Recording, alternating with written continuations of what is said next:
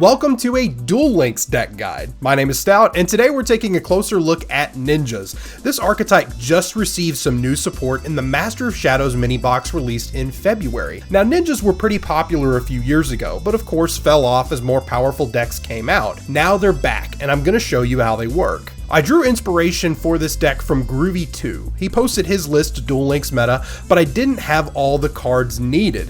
Ninjas are pretty expensive, so consider this deck a trimmed up, more budget-friendly version. This deck can be played with Yugi Muto or Cyrus Truesdale. Use the skill My Monster Cards, which says if your deck has 6 or more level 4 or below monsters with different names, you will have a better chance of having one in your opening hand. Ninja Grandmaster Hanzo is a new ultra rare. He's a level 4 monster that can add 1 ninjutsu art from your deck to your hand when he's normal summoned. If he's flipped or special summoned, you can add a ninja monster from your deck to your hand, just not another Hanzo. This is a great unit to start with because you get a ninjutsu art of your choosing.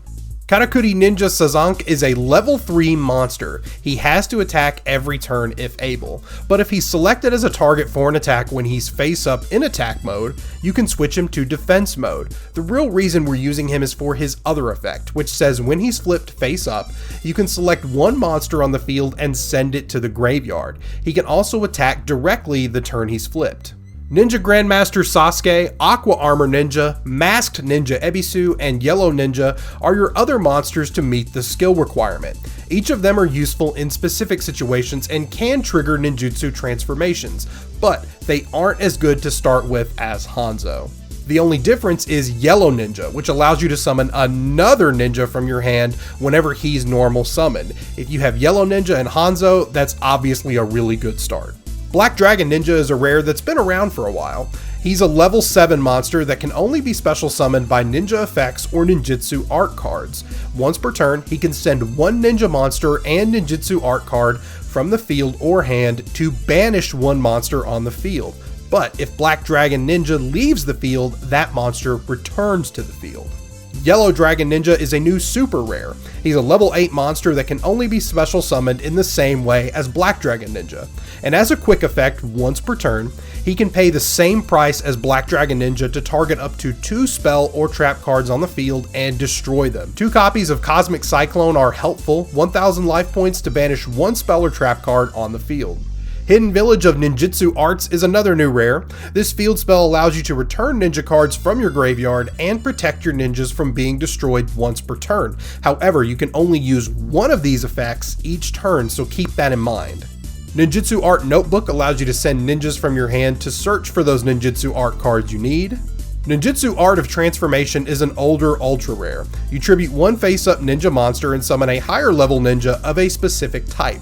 This will fetch Black Dragon Ninja. However, if this card is destroyed, the monster you summoned is destroyed as well. Ninjutsu Art of Super Transformation is a new super rare that tributes a ninja on your field and a face-up unit on your opponent's field. This allows you to fetch Yellow Dragon Ninja. Ninjutsu Art of Duplication is a normal card that functions like the previous 2 traps. The only real difference is it gets you a monster of an equal or lesser level to the one that you tributed. All of these games were played in the KC Cup. Now, before you get super hyped for incredibly high level play, I haven't played this game in a long time, so my ranks have gone down to the lowest that they possibly can. So these games were taken when I was trying to climb up through KC Cup to get those gems. But you can get a good feel for how the deck is supposed to work and kind of how it's supposed to pop off and be really explosive. So right out of the gate, we get a really good starting hand because we have Hanzo, which is going to allow us to search. And I'm choosing to take the Notebook here because the Notebook opens up opportunities for us to get some other ninjutsu cards too, because we have excess monsters in our hand that we probably aren't going to end up needing. So we are going to end up ditching the Sasuke, and we're going to pull the Super Transformation because we already have a duplication on the board, which could come in handy to close out the match. But we're going to pull Super Transformation to hopefully, if he plays a big boss creature, we can scoop it up. We can tribute our Hanzo and their big boss creature and then get our Yellow Dragon Ninja. He's not going to give us that opportunity straight away because you'll notice he just plays a monster face down. Super Transformation cannot trigger off of face down opponent's monsters, so we just kind of have to let that be at the moment. We pull the regular ninjutsu Art of Transformation, but we can't play it because our board is full. But that's not a huge deal because we have enough tools to get the job done here. Because as you see here, we have Sazonk in our hand, looking to set him just in case, because I'm trying to play cautiously here. I don't want to go too explosive without knowing what it is I'm up against. And you'll see that I made the right call in just leaving Sazonk face down initially because the Gravekeepers guard is out, and with Power of Dark with that Yami field spell card, my Hanzo is not quite strong enough to take it down. And in fact, that bounces my Hanzo back to my hand. So we are left just with the Sazonk, and because he is face down, he is not going to be able to transform at this point. And now you can kind of see that this deck has taken shape. It is Gravekeepers, not something I am super familiar with, at least in its modern form. I remember the old Gravekeeper, but this is quite a bit different. So what ends up happening is the Sazonk gets destroyed, leaving us with an empty board. We drew into Cosmic Cyclone, which we can't do anything with at the moment. So Hanzo is our best choice here. He's our only monster, so we're going to be playing Hanzo. And we are not going to immediately transform, but we are going to be searching for the Hidden Village of Ninjutsu Arts, which, if you remember from when I briefly glossed over the card, it has the ability to protect you as well as allow you to draw back some ninja cards from your graveyard whenever you summon ninjas, which is what we're going to be looking to do here. So we enter our battle phase and we are going to swing, and right now we have the toggle on just to see what happens. He doesn't do anything, so now we're going to use Super Transformation, which will allow us to scoop up his Gravekeeper and our Hanzo, and that is going to give us the Yellow Dragon Ninja. Now, we don't really need to use his effect at this point, but we do have the opportunity here, if we so choose, to pull a ninja card from our graveyard with the village, but I opt not to just because you never know, and I wanted to save that effect in case I need to protect this unit because he's the only one that I have right now. I called it a unit because I'm so used to Teppen. It's a monster, but we have everything we need to close this out because our attack goes through and we have duplication on the ground. So we duplicate our Yellow Dragon Ninja to give us a Black Dragon Ninja. At this point, we don't need to do anything else, and we can close that out with a final swing. Next up is against a Yusei Fudo player. This is a deck I'm also not very familiar with. Samurai bug type enemies. I'm not sure of the exact name of the archetype. I wish I was. I'm just not knowledgeable enough on it. But the key point here is that we're going to be doing what ninjas do. So out of the gate, we don't have the best starting hand because it doesn't have Hanzo, but we do have choices. The fact that we have Notebook here will allow us to search our deck for any given art tool and then put it on our back row so we've got something handy. So what we're going to look to do here is I'm pondering between either Sasuke or Ebisu, because Ebisu has the ability to bounce back row if there are two ninjas on the board. So I end up going and getting rid of the Sasuke, and we pull Super Transformation. So Super Transformation is on the board, and then we have Yellow Ninja, and we take the opportunity to get our second one. We get our Ebisu, even though this is only on turn 1 in attack mode, because it's pretty safe to do, because we have that Super Transformation, which would be able to scoop up whatever big monster he decides to drop down and give us opportunities to plow our way through to victory. So that's what we're waiting for.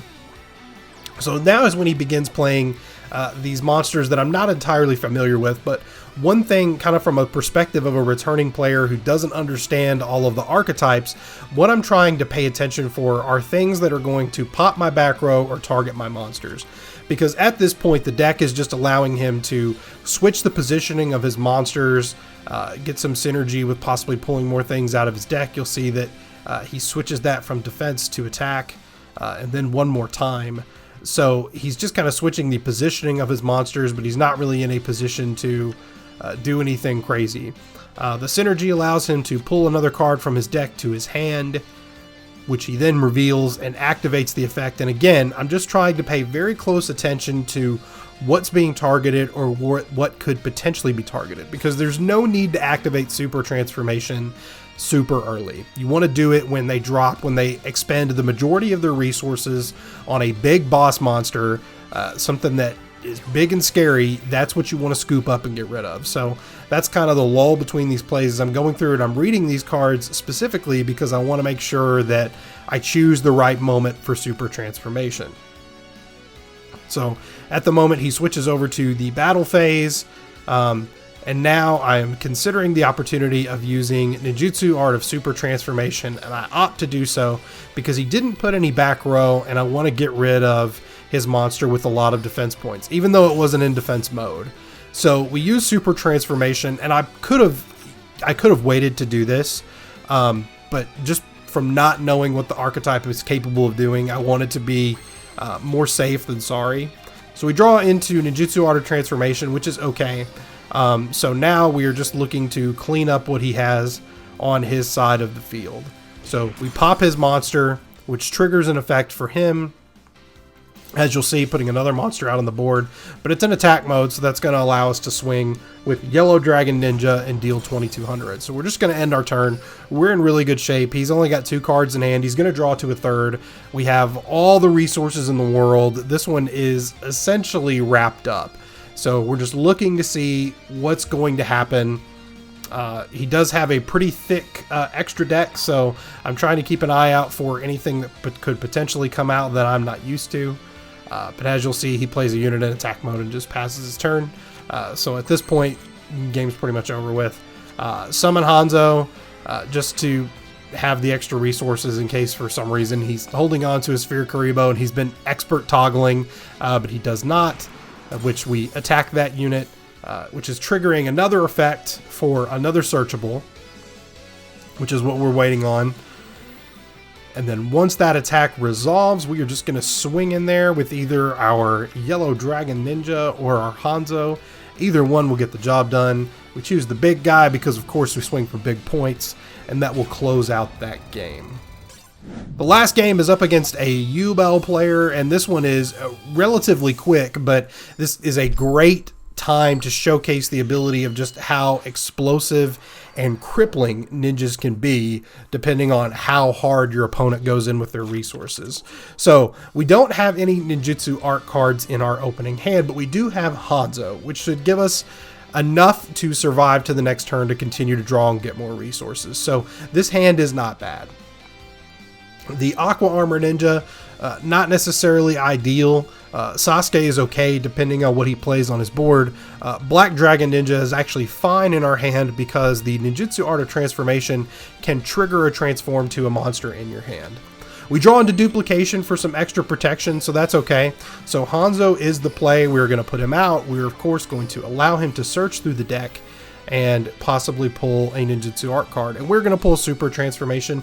We could pull Notebook here and ditch our Aqua Armor Ninja if we really wanted to have more resources later on down the road, but we don't really need to at this point. It would kind of be committing too much of your back row space in case something gets dropped and you need to get rid of it. With Cosmic Cyclone, you wouldn't be able to do that.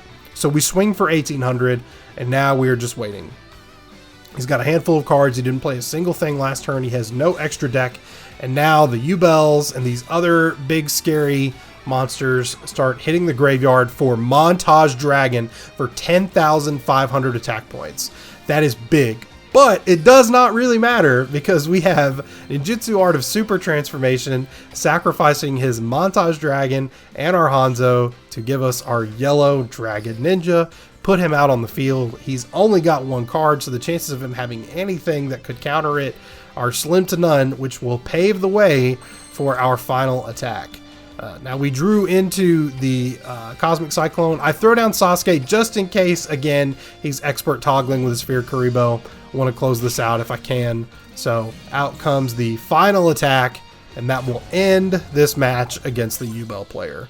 Ninjas can be tricky to pilot. The effects and how they trigger can lead to some really weird situations where you may accidentally remove some of your own cards. That's why I would recommend a lot of practice with ninjas. They just came back, but they have a lot of potential, and I'm excited to see how far they can go. If you want to know more, I'm including a link to the Duel Links meta article on ninjas in the description.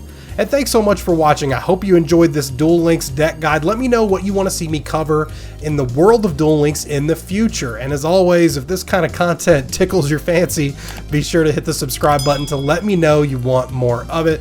See you next time.